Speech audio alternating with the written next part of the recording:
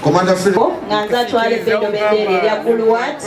era nga neyama okuwaayo emitwalo 15 tusobola otambuza campaign za president n'abasigadde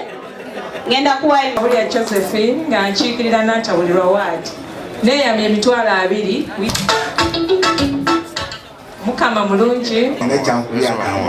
Power Elinya byansi Shakira Kulumba na kweliri neyamya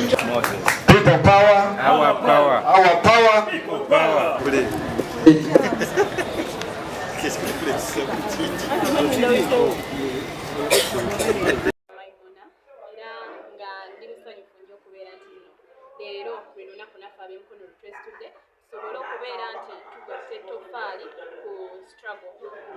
President buli omu akimanyi yalangirira nti Michael twavaamu tetusha receiving sente ezo ate nga fena tukimanyi nti campaign erunningibwa sente awatali sente kizibu okuteeka amafuta mu mmotoka kizibu okukubisa posta kizibu okukwasaganya emirimu egy'enjawulo n'abaana baffe bagenda bakwata buli omu akimanyi kizibu okugenda okuba bailinga out kubanga ebyo byonna byonna byetaaga sente so tusaba buli munnayuganda ali eyo ng'okkiririza mu nkyukakyuka ng'oyagala president Kyagulanyi Ssentamu anoonye akalulu akawangule asobole okukuuma akalulu kuli very very expensive nga bwe mukiwulira kyanaku nti waneno mu Uganda akalulu keetaaga okuinvestinga mu sente ennyingi ez'enjawulo kubanga mu nsi endala candidate ta investinga nnyo buli omu yeewuunya lwaki tutaddemu tusaba sente abamu bagamba nti lwaki tusaba sente naddala abali ku ludda luli eri lwe tuvuganya bagamba lwaki tusaba sente lwa nsonga mu mawanga ag'enjawulo omuntu bwe yeesimbawo community emuwagira yo yennyininyini yeyina okumufrontinga negamba ono yewaffe nemuwa sente n'asobola okuba ng'ayita mu kalulu naye Uganda kyanaku abantu balya looni abantu bateekamu sente empitirivu abakulembeze abalungi olumu ne tubafiirwa lwakubanga talina miliyoni 4 zagenda ateekamu ng'emupi z'ateekamu talina miliyoni 5 talina miliyoni 2 ne tukakkana nga tufunye olumu abakulembeze ab'ekibogwe ate abatuuka eyo nga beetaaga okuzzaawo sente zaabwe ne bali enguzi so tusaba buli munnayuganda obeere nga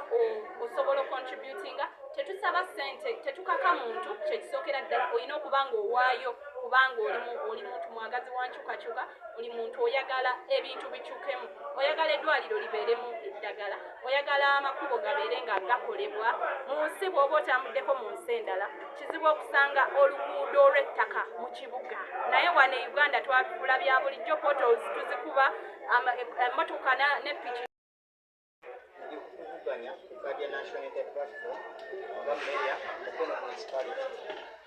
olunaku olwaleero ennaku z'omwezi 14 tuzze okutuukiriza ekyayogerwa pulezidenti waffe Kyagulanyi Ssentamu ekyokusonda oba giyite fundraising tusonde ensimbi ezinaayamba mu kampeyini za buli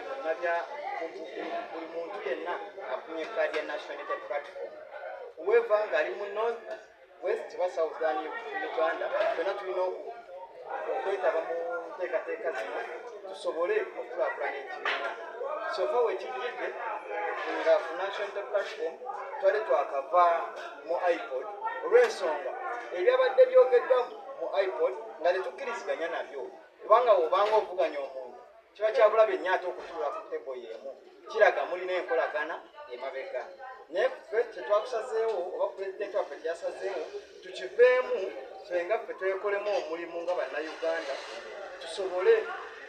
okufandinga ekyo iPod kyebadde esuubira mbu kyetuyamba okukulaakulanya ekibiina kyaffe ekitali kituufu naffe bannansi abalwanirira enkyukakyuka abalafayina enkyukakyuka naffe twekolemu omulimu ogwaffe tukole ennongoosereza mbu naffe mu nsi tulina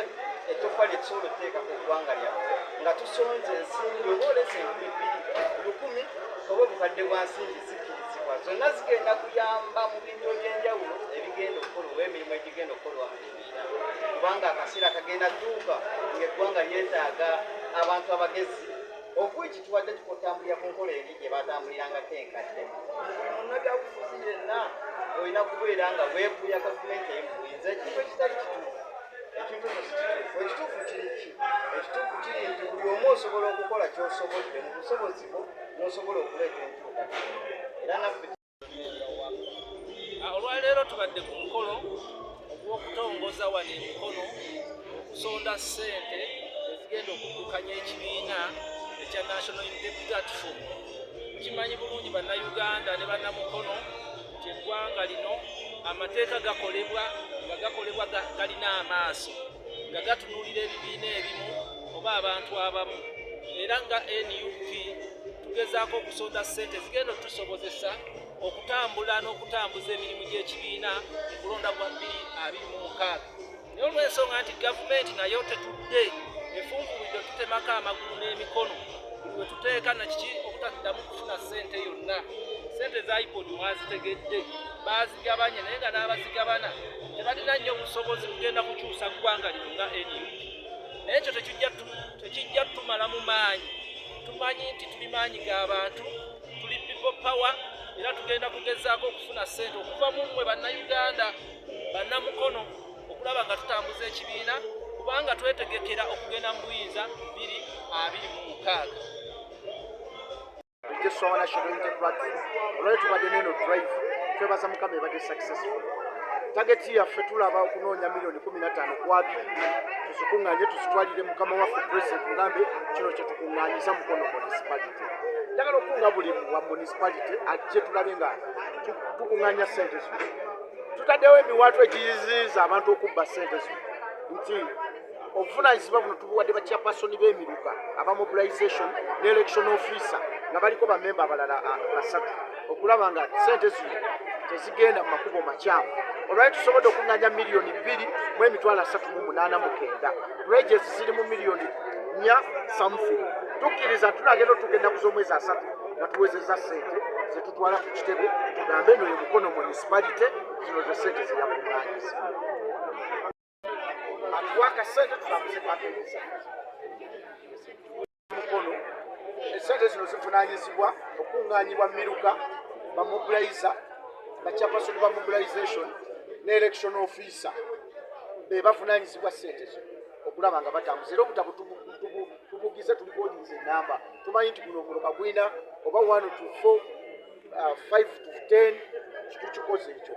era tubagamba ssente zonna ze bafuna baziripootingi eri omuwanika wa municipality okulaba nga ziterekebwa bulungi okwewala emiwaatwa ekiyinza ozivaamu obulungi. Kansala ku disitulikiti era ku kadi so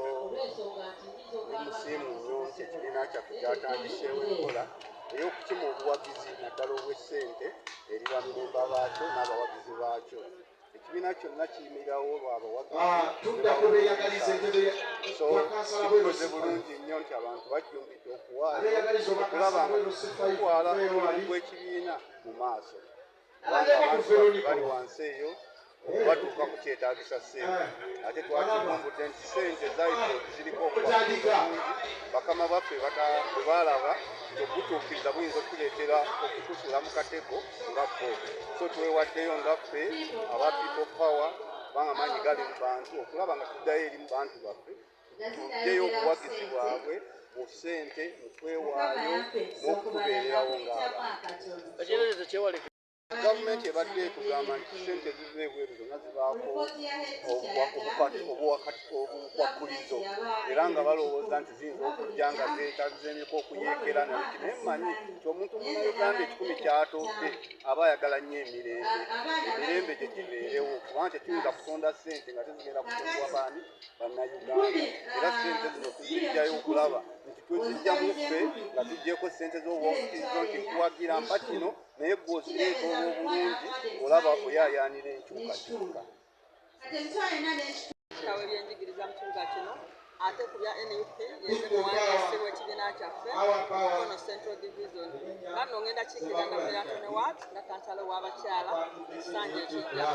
Olunaku olwaleero tubadde wano ng'aba municipality nga tutongoza enkola eno ey'okuvujjirira kampeyinizi zaffe. Okimanyi bulungi nti ekibiina kyaffe baakikuba mu kukyavaayo mu iPod era bwetyo gavumenti yasazeewo obutaddamu tugugirira ssente ziva mu iPod nga lwakuba ekibiina kyaffe ky'abantu tutambulira ku mulamwa gwa people power our power abantu bennyini ne bagamba nti tusobolera ddala okweyimirizaawo kati edrive egenda mu maaso wano nga tuli mu kuwaayo buli omu kaasobola okulaba nga tugugirira campaign era nze nkakasa tugenda kusonda ssente mpitirivu ezisinga nezo etwandira mu iPod eyo tujjumbira enteekateeka ngaye mukimanyi bulungi ebibiina bitambula na ssente ate wakirabye bulungi tebatuwadde ssente tusalawo naffe abakulembeze tujje tumugirize mukama waffe n'ekibiina kubanga tusonza era nga olw'abantu b'entaawo baddeateekateekamu okulaba nti ekibiina kyaffe kitambula evuunike nga tugatta ku eryo erya pulezidenti waffe Robert Kyagulanyi Ssentamu eyatemye okulaba nga tutema empende ezigenda okuvujjirira enteekateeka zonna ezigenda okuyitibwamu mu kampeyinizi zaffe ez'omwaka guno okulaba nga tugenda okutuuka ku buwanguzi okuvira ddala ku mukulembeze w'eggwanga okutuukira ddala ku mukulembeze asembayo kale tuli wano olwaleero abakulembeze ne baweera wishazi bonna ne ba stakeholders bonna baagaliza NUP ebirungi ate naffe okulaba nga twegatta obaoliawo ku nteekateeka eyo okusonda ensimbi zigenda okuyimirizaawo enteekateeka zonna ez'okuvujjirira campaigns za pulezidenti waffe ate naffe ffennyini era nga abagenda okwesimbawo mu bifo by'enjawulo mu local government tulabe ng'ekibiina kyaffe kituuka ku buwanguzi obw'omugundu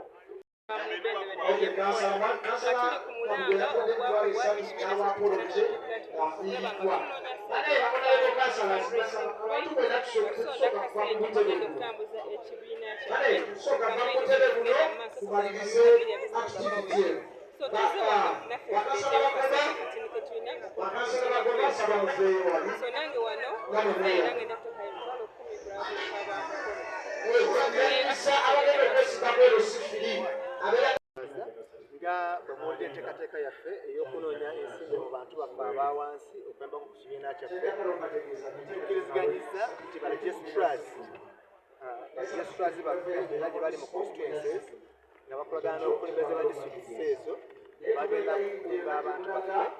batuweeyo ekitono ekyo kye basobola era nga mu ekyo tugenda kuba nga ssente ezo abamuwa risiiti asigazaako kopi ya risiiti kati risiiti eyo bwetugenda okukakasiza kuba abantu batolera basoma amannya gaabwe nga tusebe mu kitebe buli muntu ssente zaleese era tugenda kuba nga tubagamba omuntu awulire ensimbi zakola ki zatusanga mubadde mulaba ensonga y'ettafaali babeera etambula no mu Buganda ng'omuntu era bamusoma ng'essente bwe zizze tulowooza nti abantu tuwaddeyo nga baregistrars tibeesimbwa ekimala okutuusa ekyo abantu kye basonze ate tugenda kutambula tugende mu kitebe registra mutuuze awo asome abantu bonna baggyeko ssente ku muzindaalo mu kamera era oyo anaabatalabye nti asomeddwa oba ssente nga basomye enkyamu we agenda kuvaayo ate era atangaze naye nga tulowooza nti abantu baffe bagenda kuba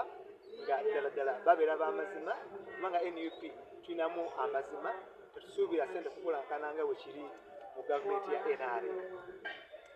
Ekibiina kino mu kweta mukono kye tuyita Mabeera Stretch ngambye nti ngenda kusonda obukadde 2 naye nga buli mitwalo 5 nga teeka ku buli disitulikiti y'emukono tulina kubateerawo ezaabwe teeka ebwiko teeka ebigoma teeka n'ekayunga era nkubiriza na bwenkola abakulembeze bannange ku mitendera egy'enjawulo okubanga ffe tusooka okukwata ku kintu kino tukubirize n'abantu baffe abawansi oyo atunda capati oyo avuga bodaboda oyo akanika oyo ali mu katale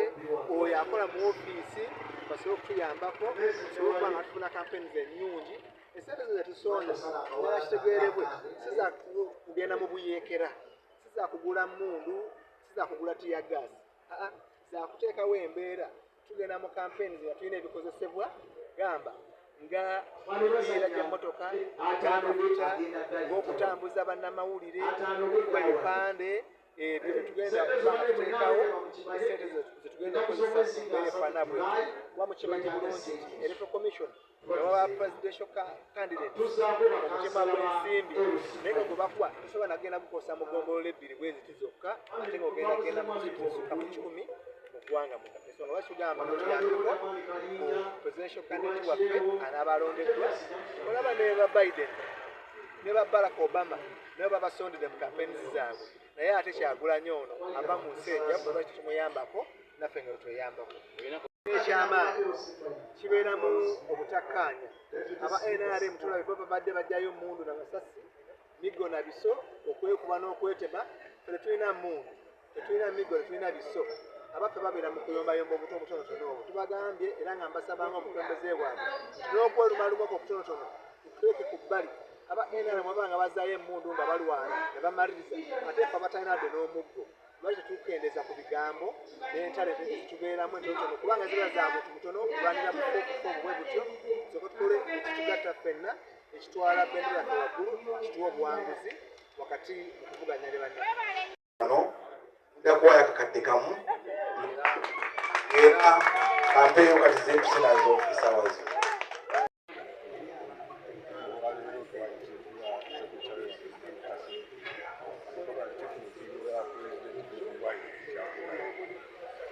okutambula Uganda okutegeeza abantu owa politics ezalina okubukanga tembanyi obulungi kyaka ekirimuka omuli tabba ssente omuli okuweereza emirimu okuli okutya Katonda yenna okaka tubibuulira abantu basobole okuwulira kikusoloza kuwaayo ssente ez'amafuta ez'amazzi ez'abantu abanaatambuza n'ebidongo ne positali agenda bizinesi nyingi muzimanyi abantu bangi ababyagala okumanya bwagala Bobi Wine mubagana kutereka bupiro bateekemu ekifaananyi kya Bobi Wine bupiro kwasula kubanga gwagenda okulungi naye mukono tugenda kukola bulungi ngenda kukola bulungi twengenda okuwaayo okuyamba bw'anaawangula feno konsikwasi tuba twawangula ze ngenda okubeera musawo atwala ennyo kiyinza gaana kwegattala n'abantu abavuganya bavuga same message so kakati katusigale wano bano twale omusajja mu ntebe nga bali abagenda okulonda bagezaako naye tebajja kukikola kubanga everybody now wants Bobi Wine to be the leader of Uganda 231 226 231 231 240 that is all.